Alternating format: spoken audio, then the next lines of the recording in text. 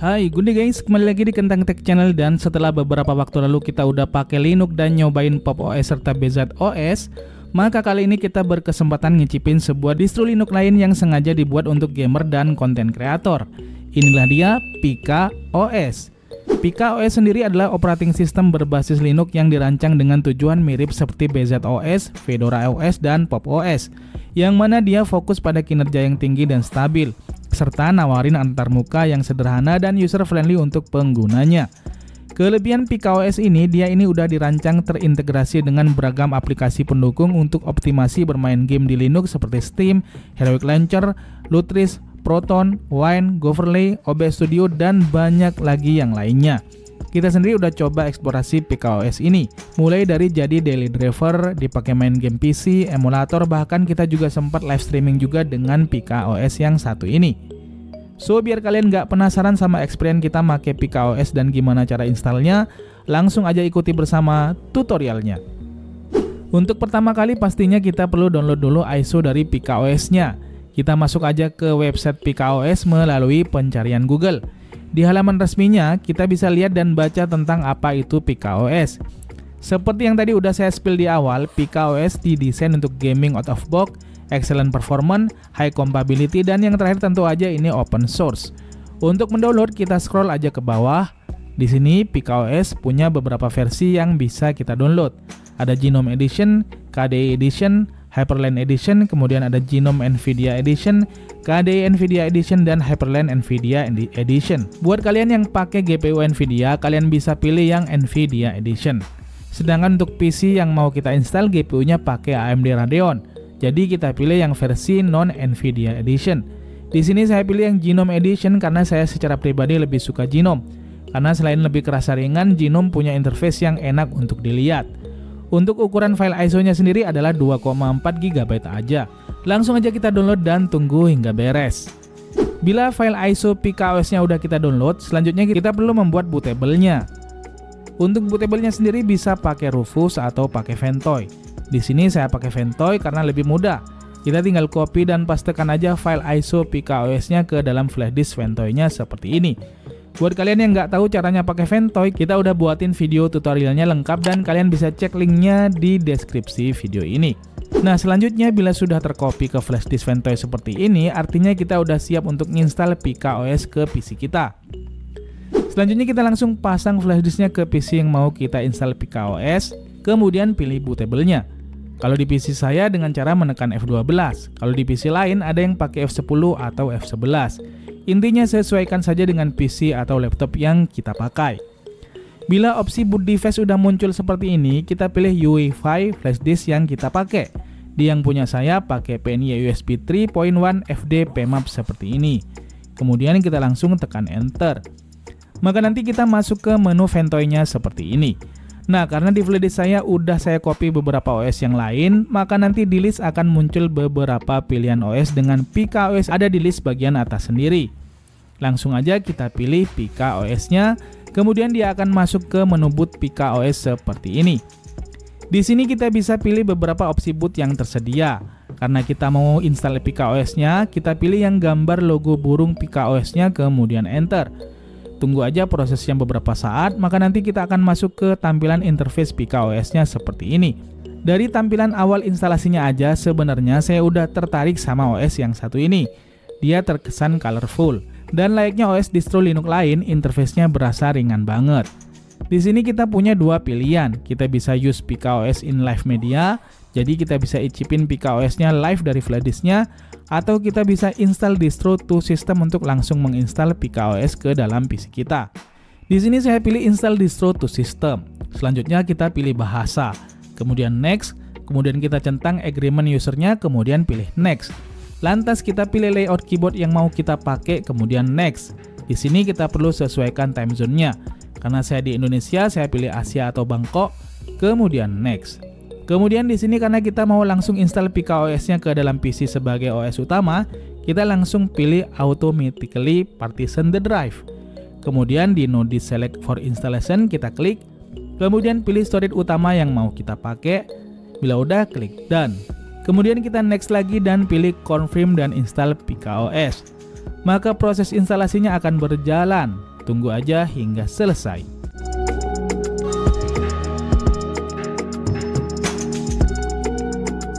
Bila selesai maka nanti akan ada keterangan sukses seperti ini. Lantas di sini kita pilih reboot system.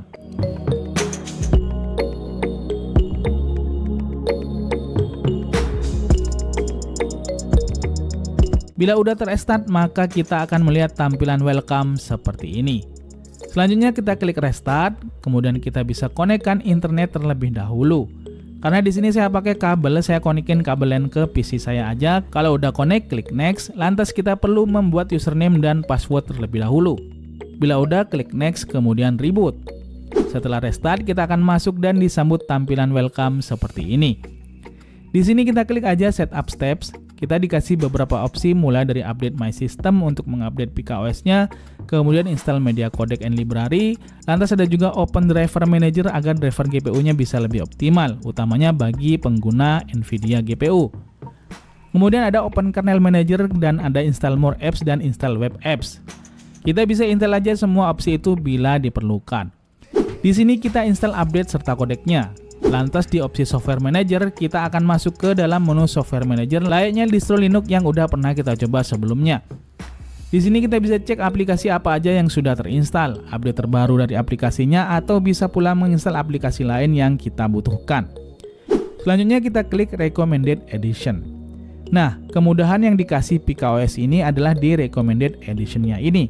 Di sini kita tinggal klik beberapa opsi yang disediain, maka nanti PKOS akan otomatis mendownload serta menginstal aplikasi serta package yang dibutuhkan agar experience saat menggunakan PKOS jadi lebih efisien dan lebih nyenengin. Di opsi paling atas ada install PKOS Game Utilities dan Game Utilities Extra. Di sini PKOS akan langsung mendownload Steam, Lutris, Wine, Heroic Launcher, Goverly serta beragam utility lain yang menunjang experience gaming kita. Jadi sekali klik install, semua aplikasi dan utility itu akan terdownload dan terinstall otomatis tanpa perlu kita cari satu persatu. Kemudian ada pula install device configuration for many controller and VR equipment. Di sini PKOS akan menginstal utility yang dibutuhkan sebagai penunjang device yang akan kita pakai saat bermain game. Kemudian ada opsi install Microsoft TrueType Font. Ini buat kalian yang masih butuh font Windows saat menjalankan aplikasi Office.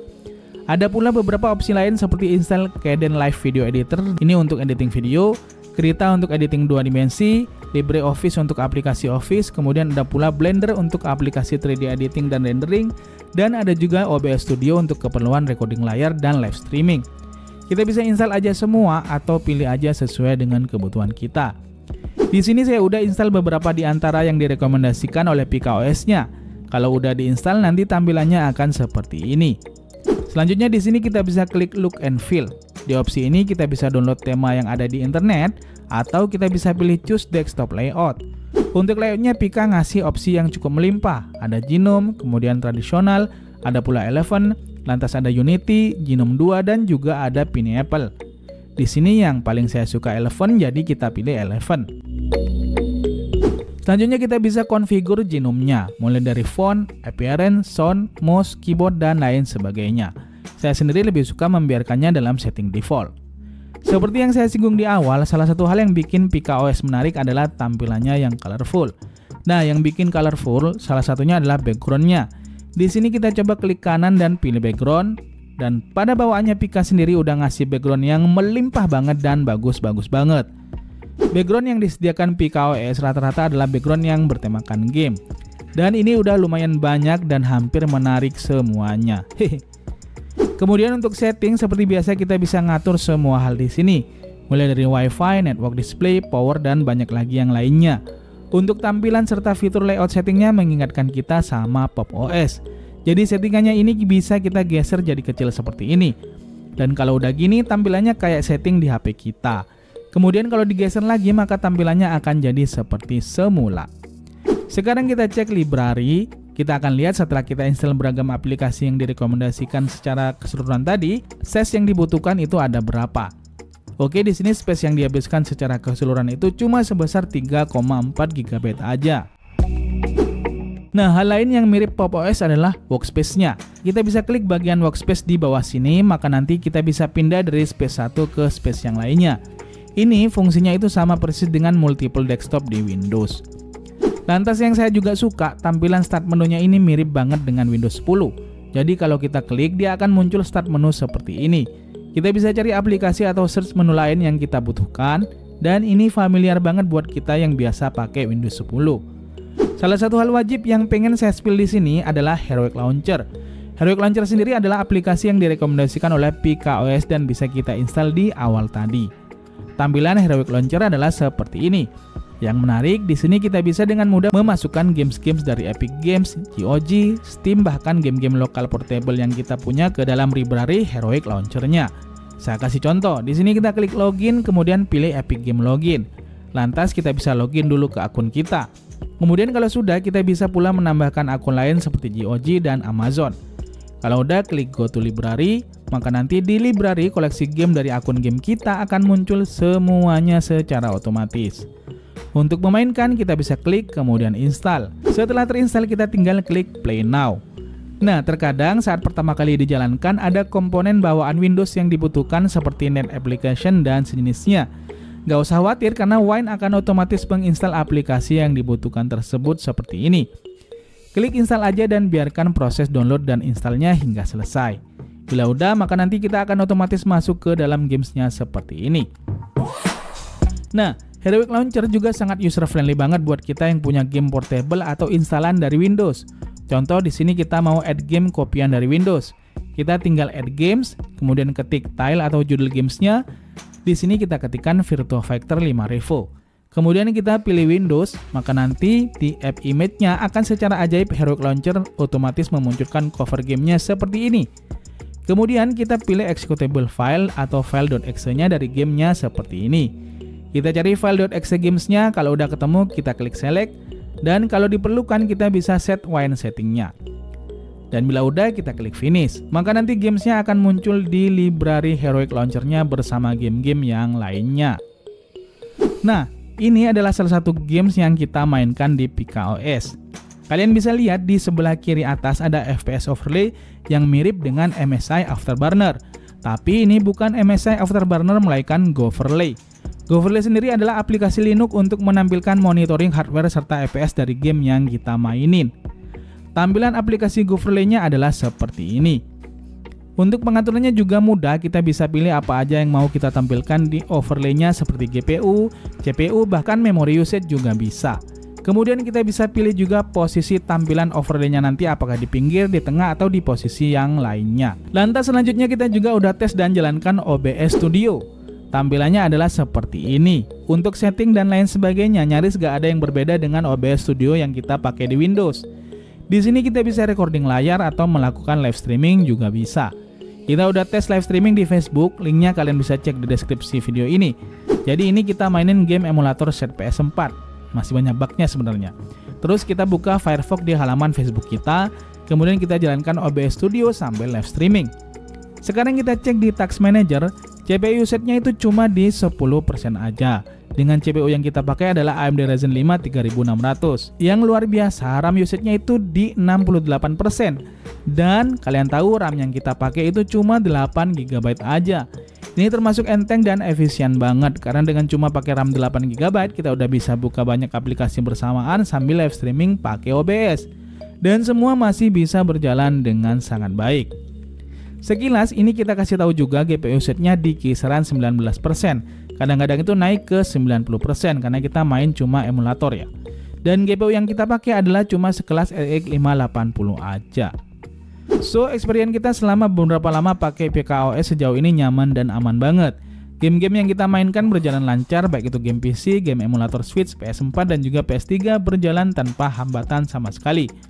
Yang kita suka banget tentu aja tampilannya. Kemudian kalau saya rasakan, dia ini lebih fast respon daripada Pop OS. Pop OS itu kalau kita search aplikasi itu kadang agak berasa dikit delay. Tapi PKOS ini lebih berasa sat-set dan delaynya lebih minim daripada Pop OS. So, buat kalian yang pengen nyobain pakai Linux utamanya untuk gaming, live streaming, dan aktivitas harian seperti ngedit foto, ngetik-ngetik, browsing, dan sebagainya, sepertinya kalian patut coba distro Linux yang satu ini, karena ini gratis. Atau mungkin kalian ada yang udah nyoba atau punya saran distro Linux lain yang bisa kita tes, silahkan tulis di kolom komentar. So, demikianlah video kita kali ini, dan ingat, jangan takut nyobain Linux di PC atau laptop kalian. Hehe. Sampai jumpa di video selanjutnya. Adios dan jangan lupa semangat setiap hari.